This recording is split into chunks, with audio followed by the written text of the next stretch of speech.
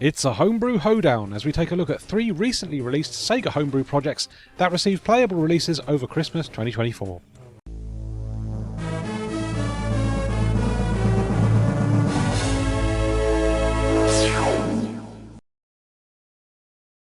Over the Christmas period of 2024, we've been treated to a whole bunch of SEGA Homebrew, with 3 projects receiving playable releases that you can play through emulation or on real hardware using a flash card.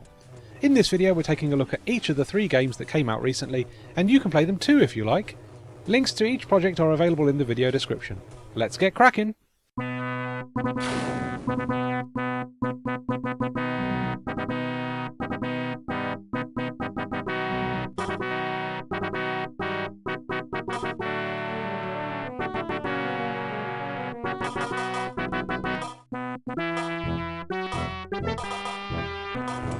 Super Star Wars Holiday Special by Master Lin Kuei is a brand new Star Wars game based on the 1978 Holiday Special that has never been rebroadcast because George Lucas hates it. This Mega Drive title was miraculously coded in only 20 days. The Mega Drive never received a Super Star Wars game, even though a prototype of one being developed by Sculptured Software was dumped in 2020. Being a Super Star Wars title, this game is suitably difficult, and I personally didn't have the patience to get past the first stage. You're absolutely bombarded with enemies all the time, and some even attack you in corridors that you can't see into.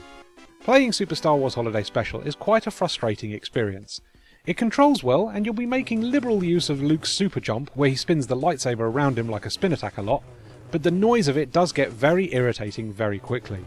I appreciate the effort that has been put into this, and it's a pretty sizable game considering the quick development time, but it's clear that the rush development didn't grant Master Lin Kuei much time for balancing because it's just too difficult for its own good. Make liberal use of save states if you want to see more of this one.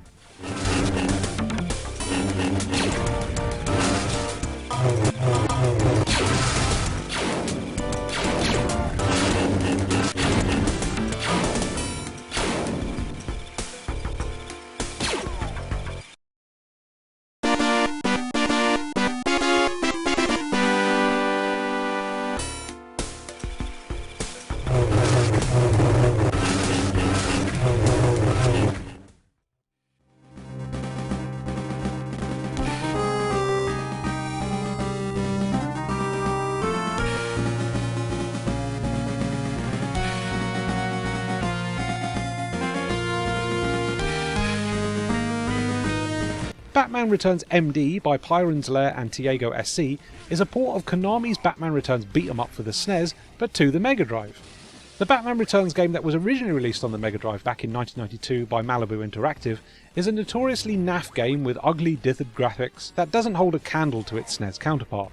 So this one-stage work-in-progress demo is a lovely surprise that really shows how well the Mega Drive could have handled Konami's game. It plays great, looks incredible, and features loads of enemy sprites on screen at any time. You can do all the cool combat stuff like smashing enemies' heads together and even chucking them into windows to break them. There's a lovely line-scrolling floor effect going on as well, and it's just a really fun thing to go through. There's an issue with lives currently that means you never run out even if you die on 0 lives, but considering how hard the first boss is due to his massive health gauge, you'll probably be thankful for the extra help. This is a really impressive first showing, and I hope the project continues to develop into a fully playable game in the future.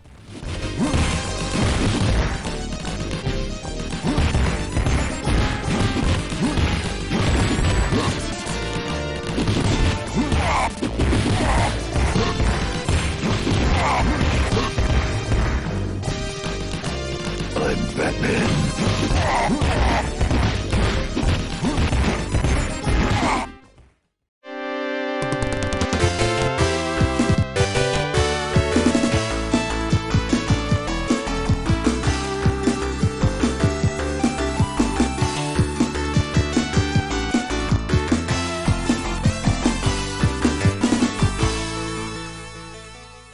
Finally, we have probably the most impressive development of the bunch, a 32x port of Sonic Robo Blast 2 developed by SSN Tales. This demo features a fully playable version of Green Flower Zone that has been slightly simplified to remove the slopes that feature in the current 2.2 version of the game. The special stage is also based on an earlier build of Robo Blast 2 from when it was more of an arena you explored to find blue spheres in a limited amount of time, and doesn't feature the Knights gameplay of version 2.2. But what is here is still incredibly impressive, and both acts of Green Flower Zone and the boss are fully playable. Granted, it's playing at a lower resolution and frame rate, but what is here is still very playable and quite readable despite the low resolution. They've also changed Sonic's speed thwack ability into a more standard homing attack, which makes navigation through the stages a lot more manageable too. Finally being able to play Sonic Robo Blast 2 on real Sega hardware is a bit of a dream come true, and I'm honestly astounded that this can be achieved on the 32X. Fingers crossed we get to see this develop further, because I'd love to have a version of the full game playable on real hardware at some point in the future.